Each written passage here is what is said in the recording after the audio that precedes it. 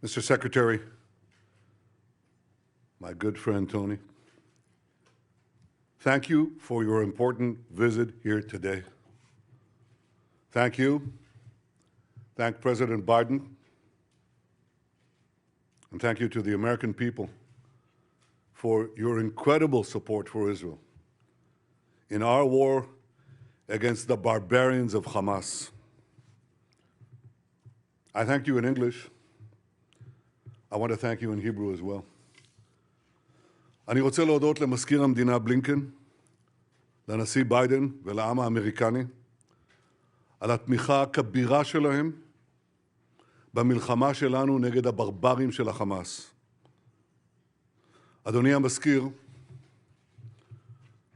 אתה בא הנה לעם כואב, עם לוחם, עם של אריות, עם שנחוש לנצח את כוחות הרשע מסביבנו. משעה לשעה מגיעות לנו,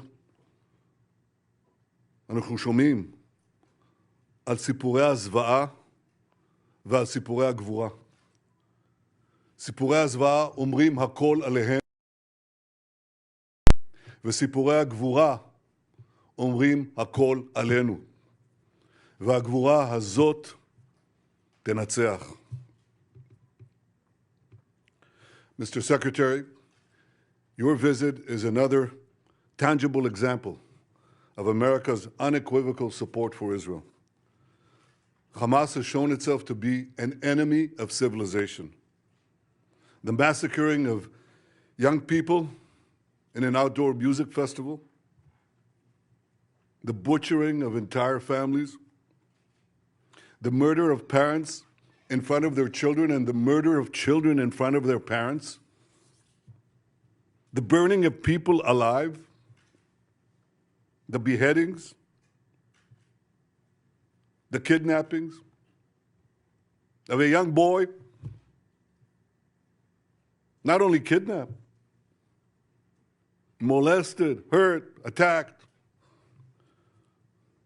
and the sickening display of celebrating these horrors, the celebration and glorification of evil.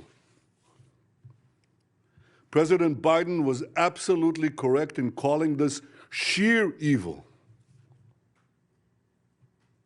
Hamas is ISIS, and just as ISIS was crushed, so too will Hamas be crushed. And Hamas should be treated exactly the way ISIS was treated. They should be spit out from the community of nations. No leader should meet them. No country should harbor them. And those that do should be sanctioned. Tony, my friend, I say to you, I say to all of us, there will be many difficult days ahead. But I have no doubt that the forces of civilization will win. And the reason that's true is because we understand what is the first prerequisite of victory. It's what you just said in our meeting. Moral clarity. This is a time, a particular time, a special time, that we must stand tall, proud, and united against evil. Tony, you are taking that stand. America is taking that stand. Thank you for being here today. Thank you, America, for standing with Israel today, tomorrow, and always.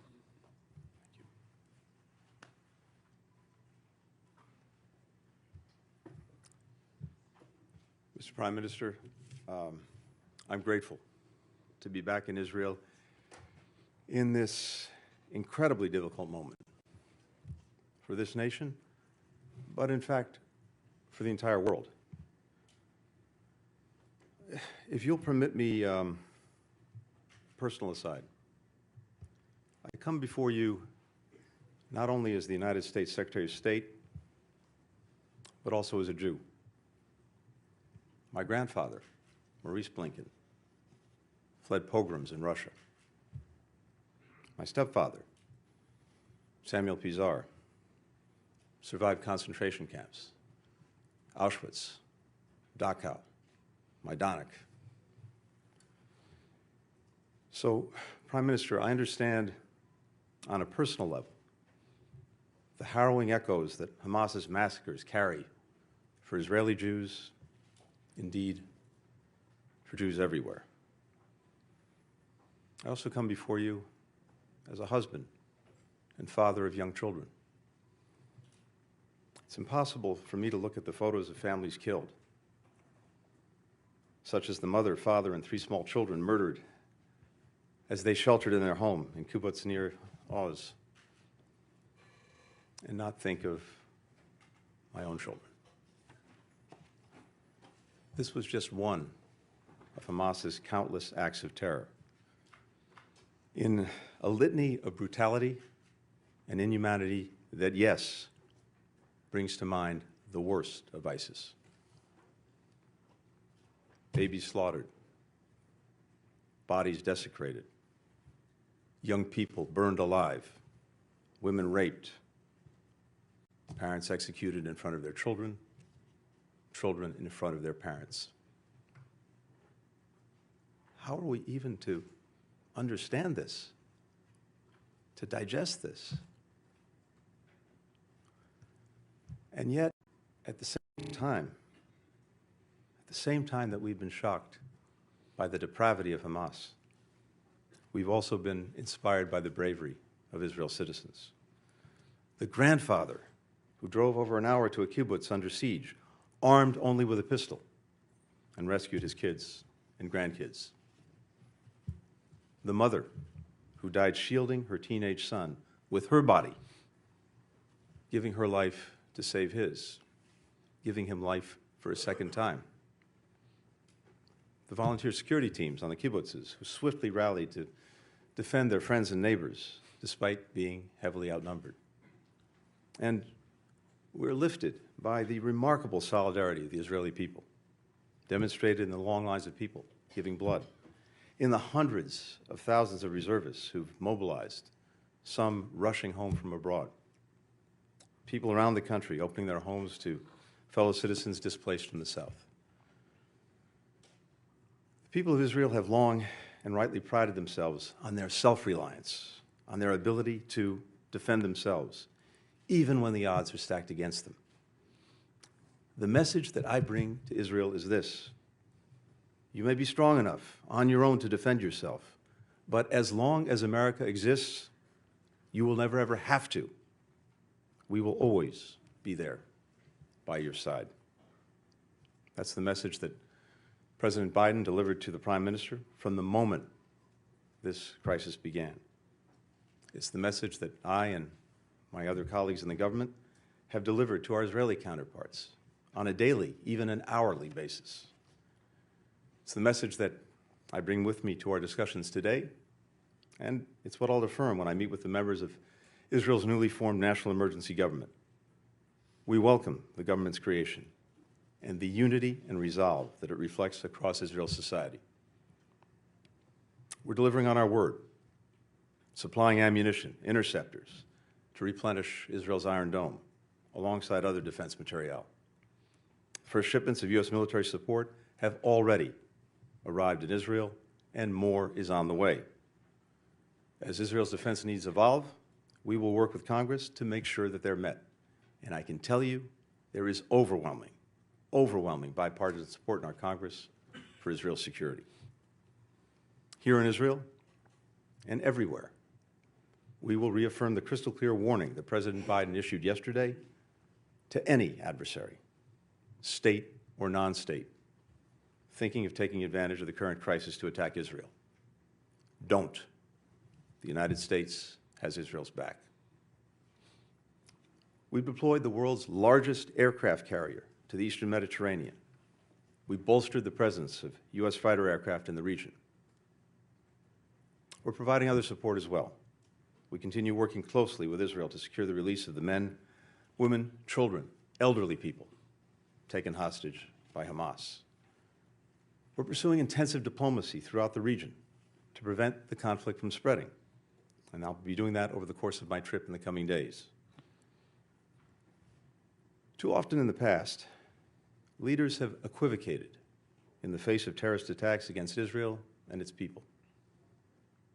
That's why we've been adamant with all countries in the wake of these attacks. There is no excuse. There is no justification for these atrocities. You heard the Prime Minister say it. This must be a moment for moral clarity. The failure to unambiguously condemn terrorism puts at risk not only people in Israel, but people everywhere. Look at what just happened. Individuals from 36 countries killed or missing in the aftermath of Hamas's attacks. Europe, Asia, Africa, the Americas, no region has escaped Hamas' bloody reach. Anyone who wants peace and justice must condemn Hamas's reign of terror. We know Hamas doesn't represent the Palestinian people or their legitimate aspirations to live with equal measures of security, freedom, justice, opportunity, and dignity.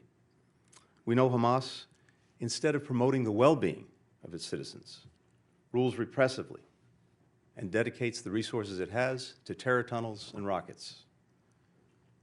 We know Hamas didn't commit its heinous acts with the interests of Palestinian people in mind. We know Hamas does not stand for the future that Palestinians want for themselves and for their children. Hamas has only one agenda: to destroy Israel and to murder Jews. No country can or would tolerate the slaughter of its citizens, or simply return to the conditions that allowed it to take place. Israel has the right, indeed the obligation, to defend itself and to ensure that this never happens again. As the Prime Minister and I discussed, how Israel does this matters. We democracies distinguish ourselves from terrorists by striving for a different standard, even when it's difficult, and holding ourselves to account when we fall short. Our humanity, the value that we place on human life and human dignity, that's what makes us who we are. And we count them among our greatest strength.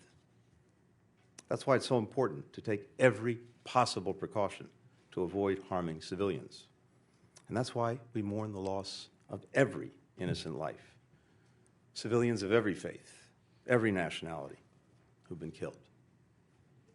Tragically, the number of innocent lives claimed by Hamas's heinous attacks continues to rise. Among those, we now know that at least 25 American citizens were killed. We joined families in Israel, in the United States, around the world, in mourning their immeasurable loss. Nearly 15 years ago, my stepfather, who I alluded to earlier, Samuel Pizar, came here to Yad Vashem to perform the mourner's prayer that he wrote to accompany Leonard Bernstein's Third Symphony, Kaddish.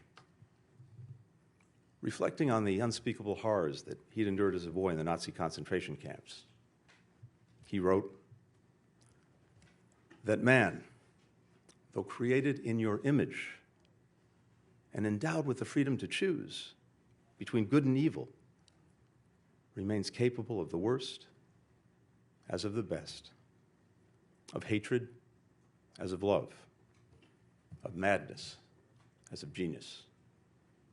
In this moment, where evil, hatred, and madness have once more taken so many innocent lives, we must stand together, resolved to confront what is worst among humanity with what is best.